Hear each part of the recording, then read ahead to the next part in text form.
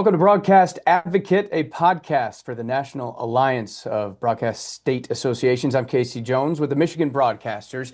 You know, every January, as many of us are getting into the swing of the new year, there is a group of folks that head out for warm weather in Las Vegas and for much more. They head out to the unknown intentionally and for something that can sometimes be uncomfortable for many of us in the broadcast industry. They head out to Las Vegas for the Consumer Electronics Show. For broadcasters, CES is a place where we've become not the center of the universe. And today we're talking about exactly why that matters. Our guests today have been going to CES for nearly 2 decades, not to chase the new and the shiny, but to help us connect the dots for broadcasters and why it all matters to us. I'm joined by Fred and Paul Jacobs from Jacobs Media. We're going to be talking CES 2026, what changed, what didn't, and why broadcasters can no longer ignore it. Gentlemen, welcome to the Broadcast Advocate. It's great to be here. Thank you. Thank you for having us. And thanks for waiting a week or two after CES so our feet recovered. It's a physical experience. Well, we appreciate physical and emotional too. I mean, not to drag that out, but it is clearly a tough test of your ability to not just physically get through it, but then to kind of mentally process what you're looking at. So thank you for giving us a little bit of gestation time to kind of marinate on what we saw, Casey. There was a lot this year.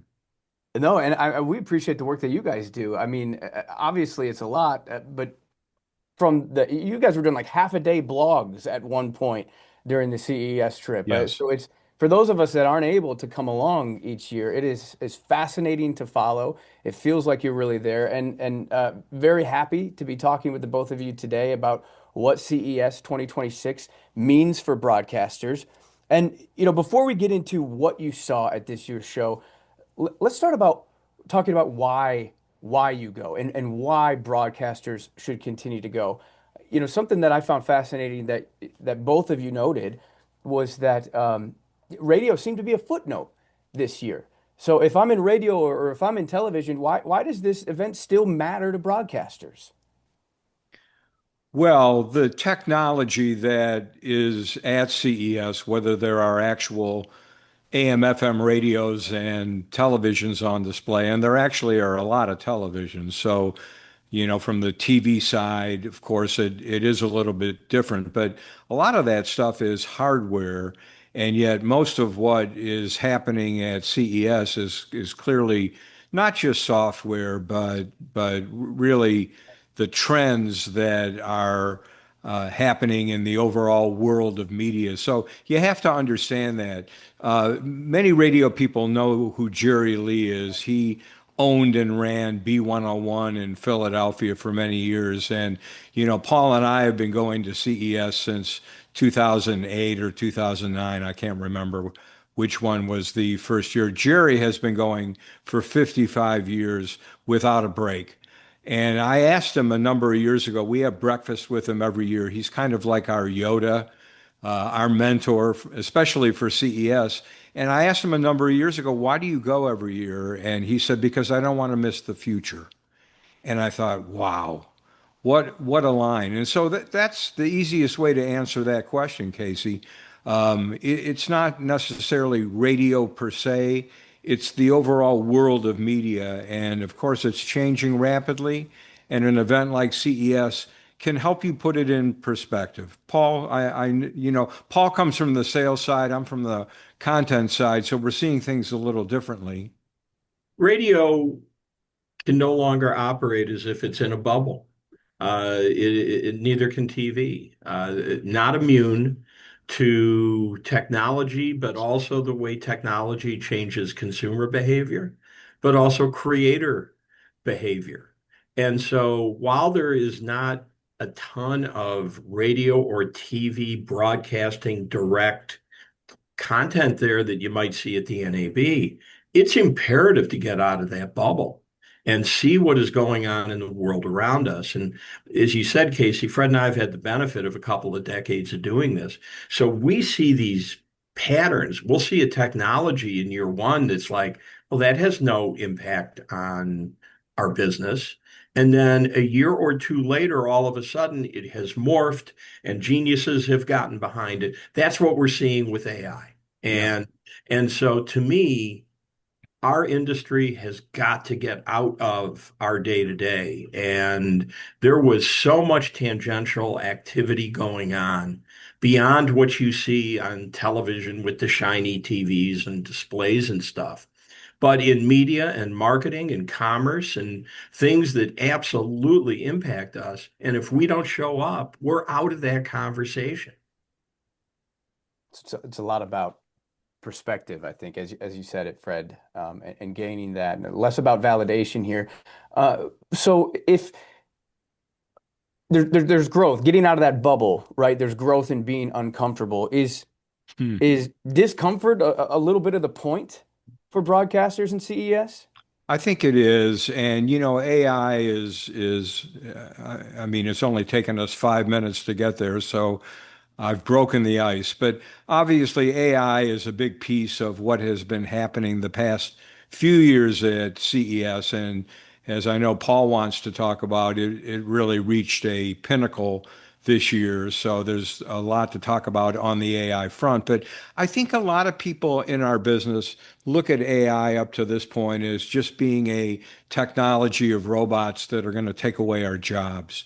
And look, there's no question that reality is part of it. I mean, there's no question that part of what AI can bring to any organization or industry are different kinds of efficiencies, and I think we all need to be aware of those. But the impacts go well beyond that, and AI can really do a lot for us from a broadcasting standpoint, and that's what we focused on a lot while we were at CES. And Paul, you want to follow up on that? Yeah, every time we're at CES, there are a couple of moments where like the light bulb goes off. And it's like, oh my goodness, this is a tectonic shift. And it was in talking with AI companies and companies using and integrating AI was their sudden use of the word companion, which particularly in the radio business, that's one of our core values. I mean, that's what we do. We're people's companions. And now with agentic AI, which is what they call it, with AI as your agent, it isn't replacing you and it's not a search engine. It's a companion that you're sitting there engaging with in the car or at home or in your office, having a conversation with. And now it's doing more than just answering a Google query.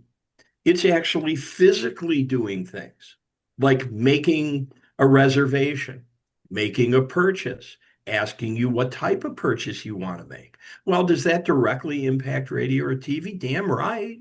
I mean, if all of a sudden there's this whole new platform that has the ability to interact with commerce and consumers totally apart from an advertising message, we better pay attention to this. So yeah, I mean, there's some real big things going on, and we can't hide from them.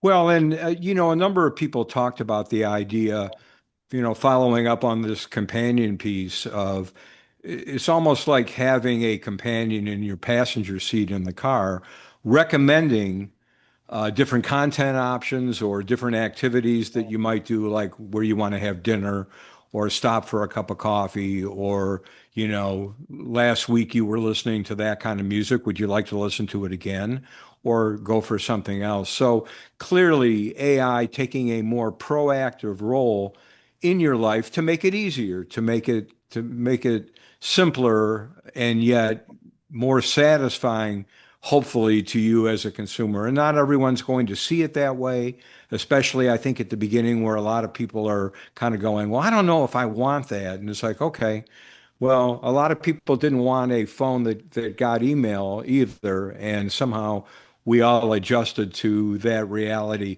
And we felt a tipping point this year with AI, and we feel it just out in the wild. We're talking to just more and more regular people in our lives, not radio or TV people, but relatives of ours who are like, yeah, I've been taking a painting class and I've been using Chat GPT, to help me better understand how oil painting works. And I'm like, wow, where is this coming from? So we really felt this year that there's an inflection point that is being reached with this technology.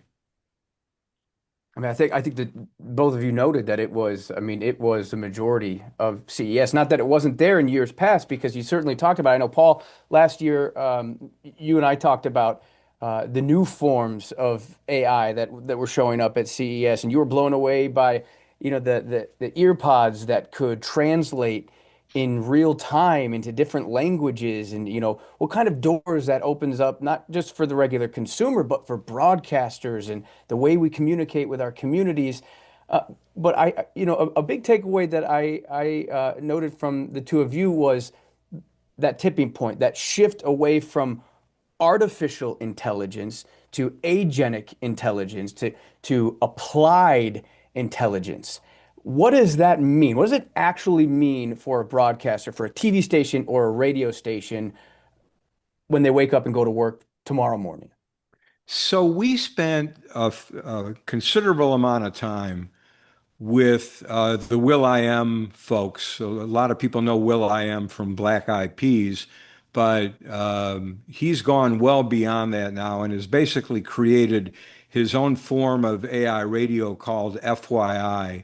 There's a radio show on Sirius XM where that is featured. But beyond that, Will.I.am's creation is kind of a confluence or mashup, if you will, of traditional radio with AI, where you can ask questions of avatars who can actually give you interesting information about the artists, the groups, basically anything that is out there. It's sort of like the radio station becomes your companion. And we spent a lot of time with them because Will's vision is, I think, really interesting. And it almost takes a non-radio guy to be not too close to it to be able to see that. And it's interesting. He was enamored with radio growing up in East LA. And now that he is kind of in radio, or at least maybe inventing his own form of radio, we were told that he actually is enjoying this more than he does producing music. And the person we spent a lot of time with in Las Vegas at his display, her name's Julie, and she's the chief growth officer and innovator of content and partnerships for radio.fyi. She worked in radio for 25 years. She actually worked at stations we consulted, and she has brought a radio perspective to this AI radio program. And the ability, as Fred said, I'm listening to the radio and I have a question about the artist. Well, what happens if I hear an advertiser? Well, I can go, hey, tell me more about that. Or how do I get there? Or can we place an order right now? Or whatever. All of a sudden, we're adding dimensions to the radio experience that go so far beyond linear media. So, I Right. mean, as I was hearing her, by the way, I was kind of thinking, and I don't totally understand this, but I was kind of thinking of what ATSC 3.0 is, except with AI, it's not mechanical. It's just a layer on top of the content we do, powered by AI, and it's pretty incredible. Yeah, and it's the interactivity that I think is so compelling. And of course, the fact that the AI knows so much about, is this group on tour? Will they be coming to Lansing at any point in the next 12 months? Right. What was the album before this? I mean, all those kinds of questions that you have about music, or anything else for that matter, events in town, as Paul indicated, advertisers, that type of stuff. So even though Will uses avatars and AI bots, it's a very human rich experience because it addresses what you are interested in as a listener or a consumer. So we It, were very much taken with that, and we're continuing to talk to them just to try to understand some of the mindset that they're using and then thinking about how that actually could port over to the clients that we are actually working with at radio stations right now. and the AI avatar is the sidekick to a human DJ. One of the things that's really critical to Will's philosophy is ensuring that humanity is a core part of this, but AI becomes that new layer to take it into a lot of fascinating directions. The companion, right? Yeah. Both Isn't that say crazy? What a concept, right? it's fascinating. It's hard to wrap your head around at times, and the directions that it could go. Um, are you two saying that that you saw at CES how that could be compatible with linear radio? Definitely, there are applications, and the other piece, the other theme with AI, beyond companionship, is AI as an accelerant. The rate of speed at which AI is moving is breathtaking. And in the past, radio people, I think, have been skeptical about certain technologies, understandably so, and have elected to kind of sit on the sidelines and go, you know what? Let's wait to see whether this is a real thing or not. And with AI, things are moving so quickly. We actually attended a panel, and there was a guy there who's worked for Amazon Web Services for years and years and years. And his takeaway, he's a veteran engineer, and his takeaway was the hype is justifiable, was his word. And that, especially in the automotive industry, everything used to be 5-year cycles. We would come out here to CES, we would see a technology, and whoever was showing it to us would say, now realize you're not going to see this for another 5 years in car showrooms. Well, that 5 years has become 5 months and could become more like 5 weeks or even sooner than that. Things are moving that quickly with AI. So that's another piece of it as well, Casey, is trying to wrap your head around the sheer speed at which things are moving and figuring out when to jump on board. It's pretty crazy. Well, and a great example that's really relevant to broadcasters with the car is this advent of software-defined vehicles with AI. And so we saw, it was interesting. There were no OEMs, there were no car companies at CES from the United States. Hyundai was there, Korean, showing robots. China was there in a big way. Hugely. Um, Yep. but all the other cars we saw, and we saw a lot of cars, they were like props for the AI they were displaying, which was a remarkable shift from what we have seen in the past. But the thing is, with a software defined vehicle, the ability to upgrade, update, change is automatic. This goes to Fred's speed point.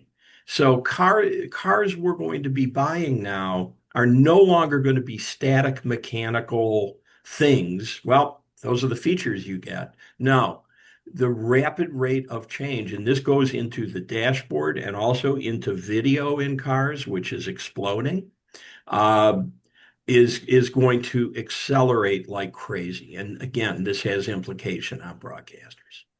And again, I mean, if you have a recent vehicle, you're probably getting over-the-air software updates on it on a pretty regular basis. I'm actually driving a, Ford Mustang Mach-E EV, and it seems like they're sending me some kind of software update every week. I have no idea whether they're just ironing out bugs or whether they're giving me new technology. But Paul's right. I mean, the fact that it used to be you would drive a vehicle off the showroom lot, and that was the vehicle you lived with for your 3-year lease, or if you bought the car, however many years you wanted to keep it. And now change is very, very rapid and very, very flexible. And that's only going to accelerate, to use that word again.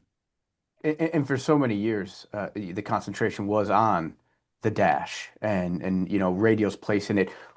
After leaving CES 26, who controls the dash now, and what does that mean for radio? Well, the OEMs still control the dash for better or for worse, and their track record, frankly, has not been particularly good. General Motors has moved away from Apple CarPlay, which our research indicates is a huge tactical mistake that they're making, but they want to control the technology. I mean, to a great degree, there is a struggle happening between the tech companies, the Apples, the Googles, the OEMs, and that's why a lot of these cars are what we say multilingual, right? Alexa is in these vehicles, so is Siri, so is Ford's platform. Hey, Ford. So I don't think it's completely sorted out at this point, but I think I just fired Alexa up. Sorry about that. That was the voice that you heard in the background. Quiet. Maybe But ask yeah, her who's controlling the dash and what it means for radio, Fred. Yeah. I'm kidding. exactly. You know, She's controlling my house, obviously. yeah. I think, kind of pulling back on that question, Casey, we're used to the driving experience being relatively passive. Whatever was in our dashboard, whether it's Sirius XM or AM or FM or Apple CarPlay or whatever, you pretty much set it and enjoyed the ride. What we're seeing with AI is a much more activated experience in the car. And again, you have a companion with you. So you can now do work. I mean, ask ChatGPT, a question you're thinking about for work and have it waiting for you, or you can have it identify and find entertainment. So now all of a sudden, it isn't just about the mechanical dash, which is the way we've all been thinking about it for how long? And, in your question, who controls the dash? I mean, it's kind of a flip answer and it's too early, but I think the driver does. Hmm. I want to go back to something that you guys have already touched on. Um, with drivers controlling the dash and knowing what the consumer consumes, video has been king, is king. And we're seeing that start to bleed over into the dash. Both of you have already alluded to it. Something that used to be an audio first mechanism. I mean, what does that mean for radio? And where's radio's place in that? How does radio integrate itself into a video first dash? So, first question is, does your radio station have any kind of visual presence? Are you on YouTube?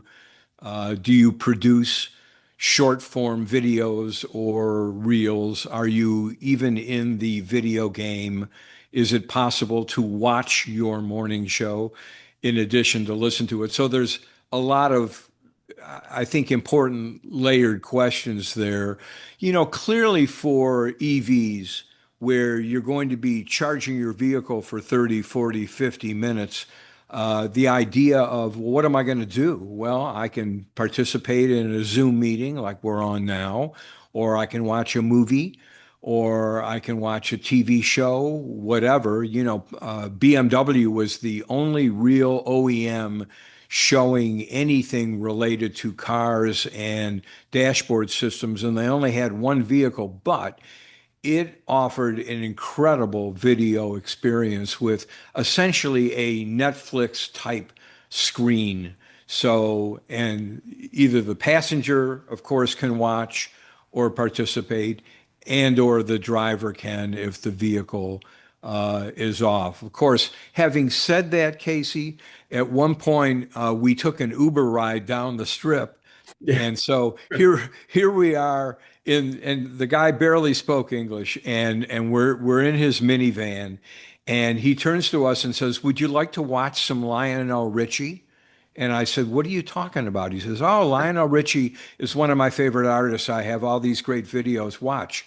And sure enough, the small screen in the dashboard, he had connected via some kind of Roku device Mhm. and was watching YouTube videos of Lionel Richie. And here we are driving up the street watching the video to We Are the World. We're And I'm singing going, along. It was great. oh my God. So, I mean, here's an Uber driver changing the experience. So, that kind of goes back to the question that you asked a moment ago. Who controls this? And it was Mario in this particular vehicle, letting us watch Lionel Richie videos. So go figure. Sure, it wasn't Cash Cab. It was No. Correct. no, karaoke cab. You guys were singing along. We'll try and find the video of that. I'm sure there's a recording too. If he's showing you a video, there's probably a camera in there as well. There is. Yeah, there always is. I have it noted, here to ask you, and I think you've already said the answer, so I'll just say it. The biggest risk, mistake, I guess, that broadcasters could make around AI, and that would just be not embracing it. So, where are you seeing through CES 26 that AI can replace work that's being done in stations, and where should stations not budge on implementing AI? Well, I'll start first on that. I think AI is a productivity enhancer to the 10th power. The ability to utilize it if you're in sales for leads, for copy, for the background of clients, for everything else. When I was selling, we knocked on doors and learned about the client. Now, the ability to work in so many different ways is incredible. If you're in a news department, the ability to do pre-research. And yeah, there's still problems with AI. I know people are gonna go, yeah, it makes mistakes. Well, so do humans. Um, the bottom line is it is a productivity enhancer. And so those who embrace it and empower their teams to experiment, I think are going to improve their situation dramatically in the future. Fred, what should they avoid? Well, and I would jump on the personality piece, Casey, because I think ultimately that is something that even though AI does a great job of copying voice and style and all that, it can't replace the intuitive knowledge that a personality has of what's going on in the market this morning. What is the vibe? What's happening out there? How can I hold up a mirror to my audience and reflect back what real people are thinking? AI can actually, as Paul indicated, help from a prep standpoint. Hey, what happened yesterday? What should I be talking about? But how I talk about those things and the degree to which I can put myself in the shoes or Crocs or sandals of a listener, I think become ultimately the secret sauce. So there's no question that AI is not going to replace everything, but as Paul indicated, from an efficiency standpoint, we're already getting a lot more done, and hopefully that allows us more opportunity to be more compelling and more interesting and not get bogged down with the minutia of our jobs, because God knows all of our jobs, have those elements where we're removed from doing what we do best by just, filling in the boxes and checking them off. Both of you have said just how fast this is moving, and this is a box I got to check off here on my list for the two of you.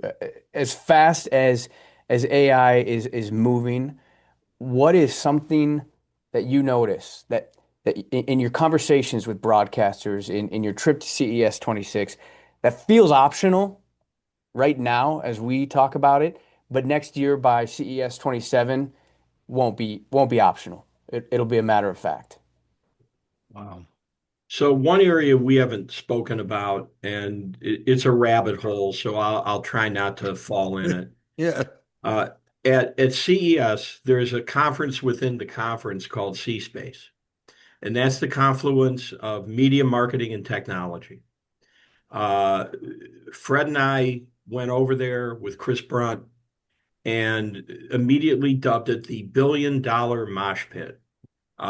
It was so crowded with every digital and media brand meeting, negotiating, showing off, everything else. I mean, it was absolutely insane. And that's what I meant earlier about we have to get into that conversation. Um, Broadcasters can't look the other way.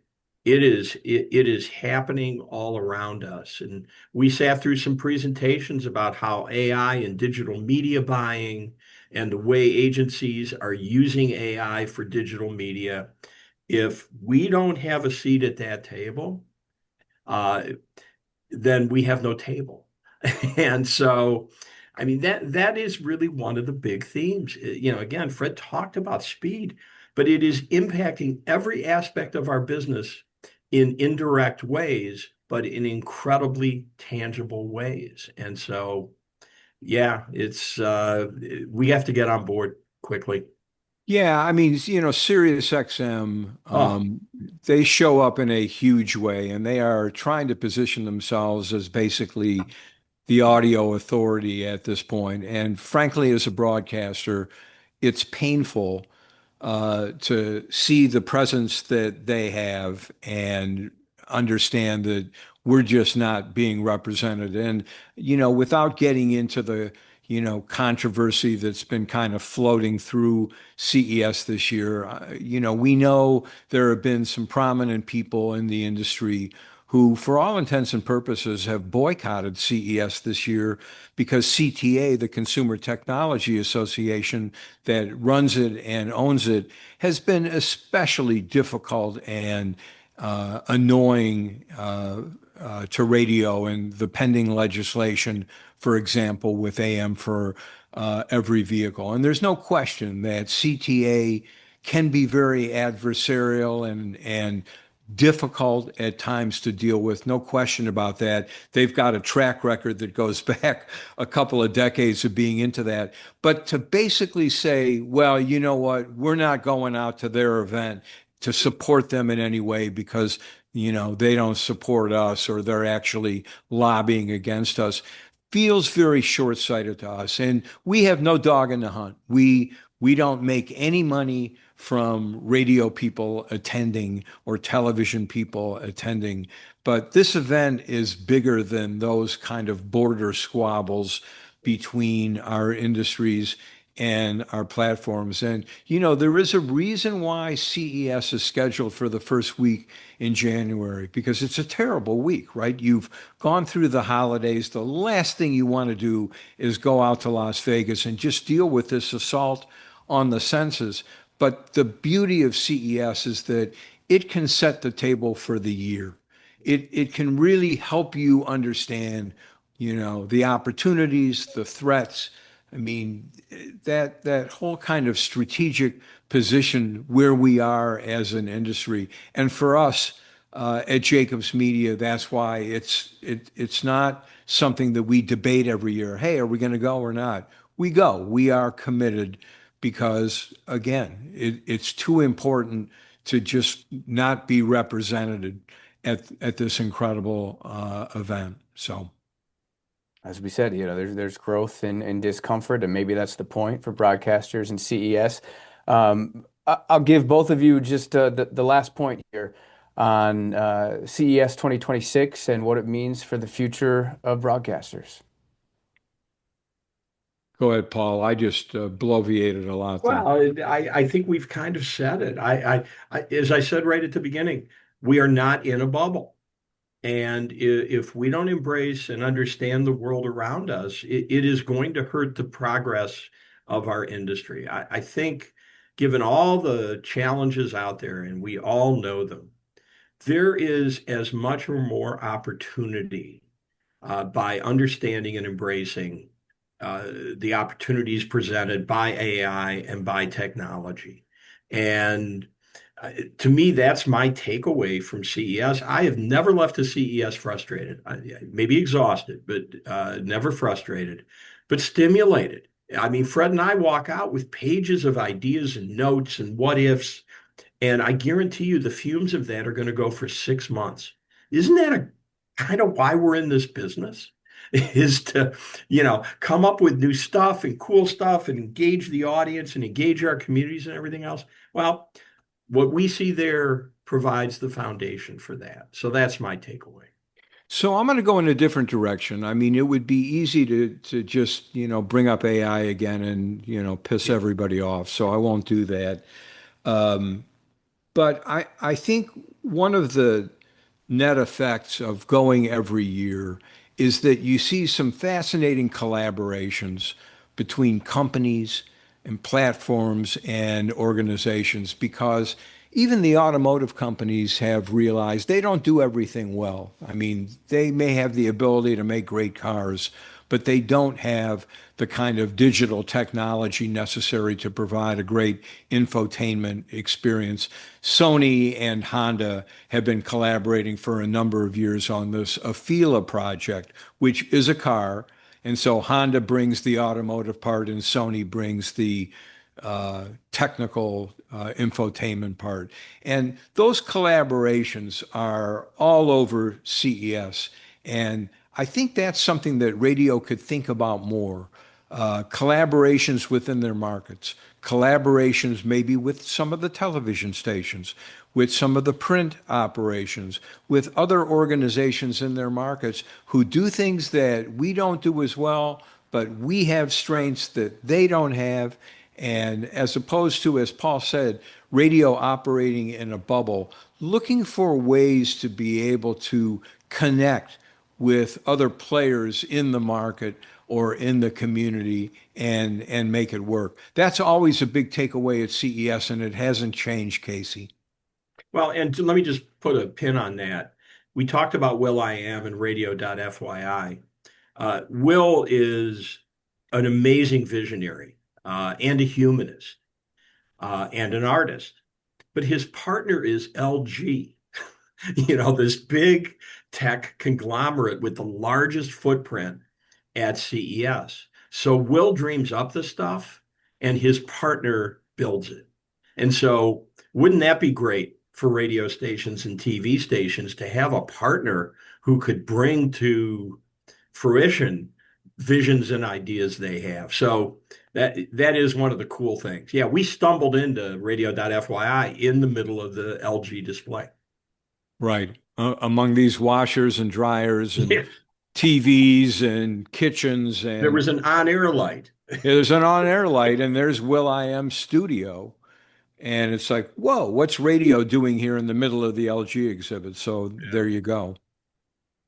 It's fascinating, and yeah, the fumes, like you said, will carry us here for the next 6 months, and then the speed of everything will have us riding some new fumes. But yeah, I heard a lot of collaboration and companionship in our conversation today. And on behalf of the entire NASBA community, we are grateful for the collaboration and companionship of Jacobs Media, you, Fred, and Paul. Thank you so much for the work you do on behalf of broadcasters and the insights that you've shared with us today on CES 26. We'll continue to ride those fumes as well. I appreciate it, gentlemen.